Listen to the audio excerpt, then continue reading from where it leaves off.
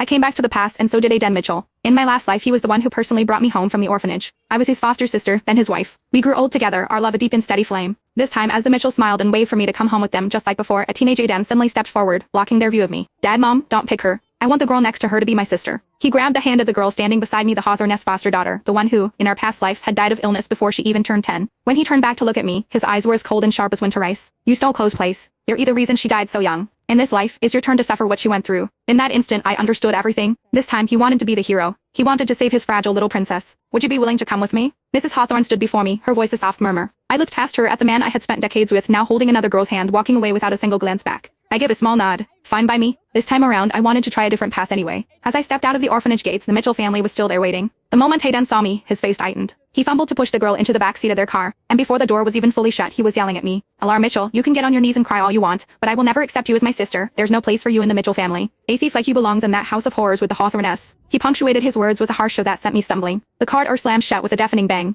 I lost my footing, swaying for a moment before catching my balance. But by then, their car had already roared off into the distance. The exhaust fumes churned up a cloud of grit and dust that swirled into my face, stinging my eyes until I couldn't keep them open. Just then a sleek, jet-black Maybach glided to a silent stop in front of me. The tinted window lowered, revealing Mrs. Hawthorne-esque's face, a mask of sculpted ice. You want to go to the Mitchells? I shook my head, my voice barely a whisper. The Hawthorne-esques are just fine. She paused, her gaze flicking over me. What's your name? Alara, I said softly. Not anymore, she stated, her words clipped in final. You, Alara Hawthorne. She didn't need to say more. I understood. I quickly opened the car door, slid inside, and said with perfect composure, Yes, mother. A flicker of something surprised perhaps crossed Mrs. Hawthorne-esque's brow, but she said nothing, simply leaning back against the leather seat and closing her eyes. I took the cue and remained silent. The car purred through a lavish, gated community before stopping at the Hawthorne estate. I followed her inside, watching as she set down her purse. She glanced up the grand staircase, speaking as if to the air, or perhaps introducing someone I couldn't see. Charlotte, this is your new sister, Alara Hawthorne. I froze, my gaze instinctively shooting upward. Leaning against the railing of the second-floor gallery was a boy. He was even more handsome than Aiden, his features so clean and defined they seemed almost unreal, yet imbued with a chilling remoteness. I had no idea how long I'd been standing there, watching in complete silence. My stomach dropped. So this was Charlotte Hawthorne. He was nothing like I remembered. In my past life, H.E.D. been sent abroad shortly after I was taken in by the Mitchells. I didn't see him again for many years. By then he was the head of the Hawthorne Empire, his face a roadmap of scars, his presence terrifying. He was ruthless in business and frightening in appearance behind his back. The elite circles called him the Hawthorne Reaper. I forced a smile and called out softly, Hello, brother. But it was as if he hadn't heard me. He remained motionless, his eyes as cold and empty as still water. Don't mind him, Mrs. Hawthorne said flatly. H.E.S. always been like that. Prefers his own company. With that, she summoned a housekeeper and instructed her to show me to my room, then left without another word. I bowed my head about to follow the housekeeper, but some strange impulse made me look back one last time. My eyes crashed into the boy's. His gaze was black and heavy, like a bottomless well, utterly devoid of emotion. A shiver shot through me. I tried to muster another smile, but he looked away first, turning and disappearing back into his room. The door closed behind him without a sound. A month had passed since it arrived at the Hawthorne estate.